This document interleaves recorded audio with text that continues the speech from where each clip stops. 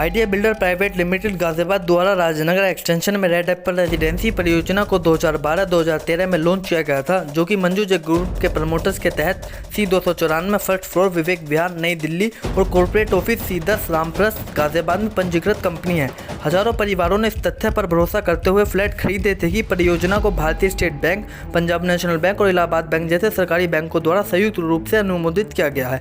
परंतु red Apple residency project के promoter एवं बैंकों के गैंग द्वारा पूर्व नियोजित धोखाधड़ी द्वारा हजारों मध्यम वर्गीय परिवारों को लूट लिया गया। हाल ही में गैंग के सरगना गैंगस्टर प्रतीक जैन एवं अन्य के मामले में FIR संख्या 1906 वर्ष 2020 के विरुद्ध इलाहाबाद हाईकोर्ट द्वारा दिए गए अग्रिम जमानत के आदेश को उत्तर प्रदेश सरकार ने माननीय सर्वोच्च न्यायालय में चुनौती दी थी, जिसमें सर्वोच्च न्यायालय ने गैंगस्टर प्रतीक जैन की अग्रिम जमानत याचिका को यह कहते हुए रोक लगा दिया था कि कोविड से मौत की आशंका जमानत का आधार नहीं हो सकती।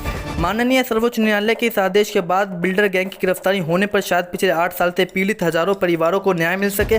सभी पीड़ित परिवारों की मांग है कि गाजियाबाद पुलिस अब प्रतीक जैन के सभी अपराधियों, जो कि लगभग 150 से ज़्यादा विभिन्न FIR में वांछित हैं, को तुरंत जेल भेजा जाए एवं उनकी संपत्तियों को जब्त कर हमारा पैसा वापसी दिलाया जाए। गाजियाबाद से सिटी न्यूज़ के लिए विशाल रावत की रिपोर्ट।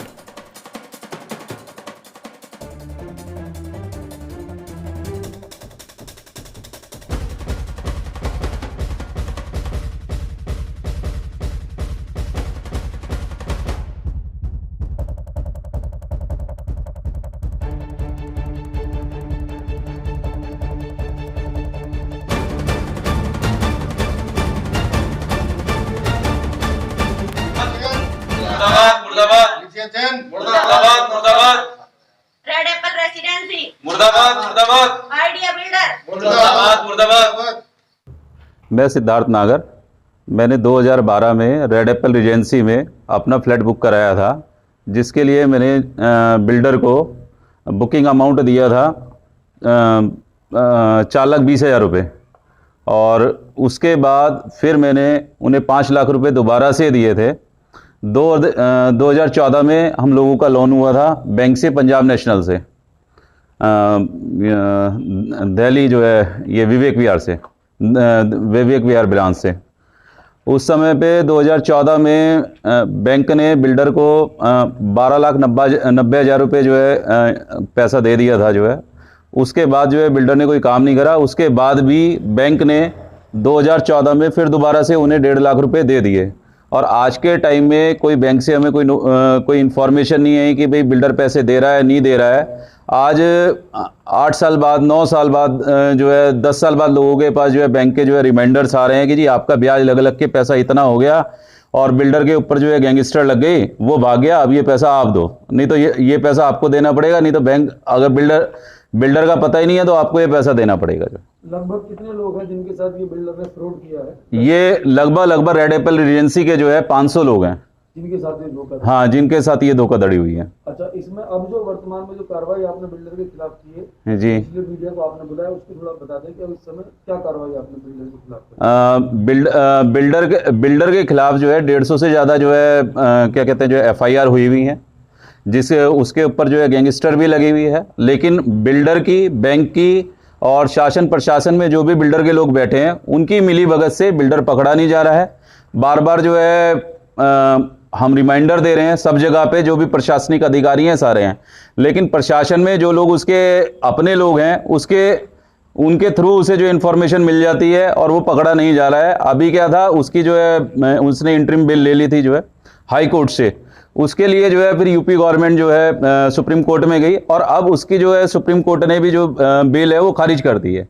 तो हमारी जो है शासन से, प्रशासन से, सभी से जो है हाथ जोड़ के विनती है कि हम लोगों को न्याय दिलाएं, और इस बिल्डर को जो है प्रतीक जैन को, जो इनका गैंगस्टर है, प्रतीक जैन है, राजेश गोस्वामी है, इन लोगों को जो है गिरफ्तार किया जाए। मेरा नाम रूबी सिंह पूनिया है, और आज हम रेड एप्पल रेसिडेंसी के कंपाउंड में खड़े हुए हैं। ये वो फ्लैट्स हैं जहां पर हमारे साथ रेड एप्पल रेसिडेंसी के जो भी ओनर्स हैं, उन लोगों ने मिलकर हमारे साथ धोखाधड़ी की है, और मेरे जैसे 500 बायर्स और हैं जिनके साथ धोखाधड़ी की है। ये 2013 में ये प्रोजेक्ट शुरू हुआ था, तब इन्होंने नो EMI टिल पोजीशन के नाम से लोगों से एडवर्टाइजमेंट करके लोगों से बुक कराया था।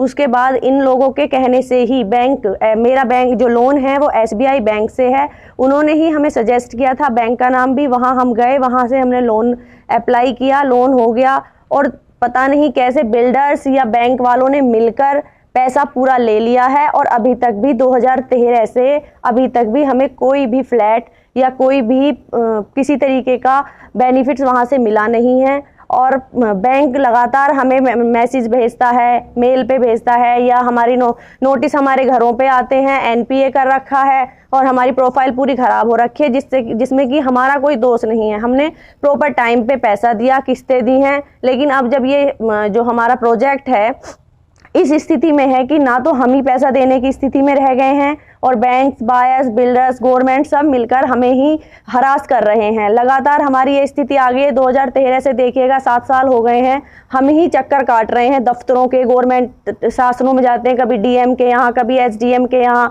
कभी SSP के यहाँ, इधर से उधर हो रहे हैं, लेकिन अभी तक भी कोई न्याय की उम्मीद हमें नहीं मिल रही है।